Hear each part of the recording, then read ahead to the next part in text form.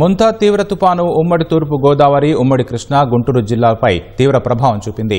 భారీ వర్షాలు కురవడంతో వాగులు, వంకలు పొంగి పొర్లుతున్నాయి. ఎడతెరిపి లేని వర్షాలు, ఈదురుగాలులకు కొబ్బరి చెట్లు, విద్యుత్ స్తంభాలు నేలకొరిగాయి. చాలా ప్రాంతాల్లో కరెంటు లేక ప్రజలు చీకట్లోనే ఉండాల్సి వచ్చింది.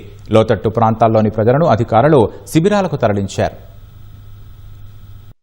ఉమ్మడి తూర్పుగోదావరి జిల్లాపై మొంతా తీవ్ర ప్రభావం చూపింది. మండపేట, ఉప్పలగుప్తం, కాట్రేనికోన ప్రాంతాల్లో చెట్లు విరిగిపడ్డాయి. విద్యుత్ స్తంభాలు నేలకొరిగాయి. నిన్న సాయంత్రం నుంచి విద్యుత్ సరఫరా నిలిపేశారు. పెద్దాపురం, జగ్గంపేట, తుని, కాకినాడలో చెట్లు కూలగా క్రేన్లతో తొలగించారు. అంబేద్కర్ కోనసీమ జిల్లా మండపేటలో చెట్లు కూలి 12 విద్యుత్ స్తంభాలు, 2 ట్రాన్స్ఫార్మర్లు దెబ్బతిన్నాయి. తాళ్లపూడి మండలంలో ఇల్లు కుప్పకూలింది.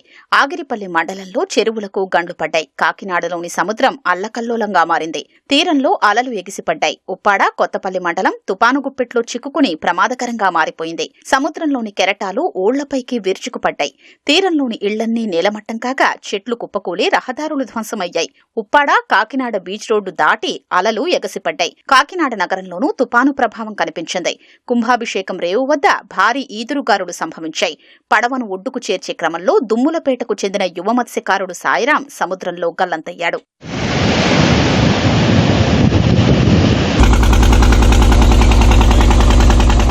కేంద్రపాలిత ప్రాంతం యానంలోనూ గాలుల ప్రభావం కనిపించింది. ఈదురుగాలులకు 20 చెట్లకు పైగా నేలకూలగా వెంటనే సిబ్బంది వాటిని తొలగించారు.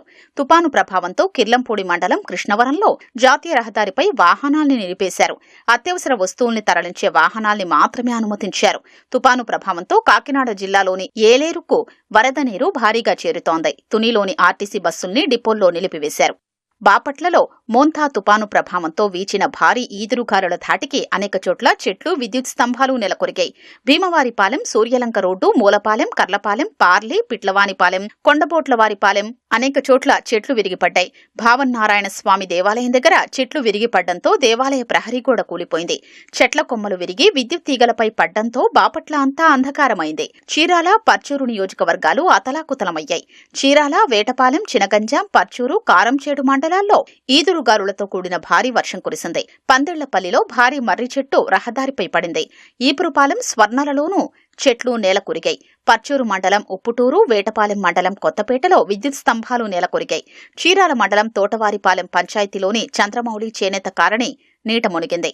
చేనేత మగ్గం గుంటల్లోకి నీరు చేరింది. అద్దంకిలో నియోజకవర్గ పరిధిలో ఎడతెరిపి లేకుండా వర్షం కురిసింది. గుంటూరు జిల్లాల్లో మంగళవారం ఉదయం నుంచి ఎడతెరిపి లేకుండా కురిసిన వర్షానికి లోతట్టు ప్రాంతాలు జలమయమయ్యాయి.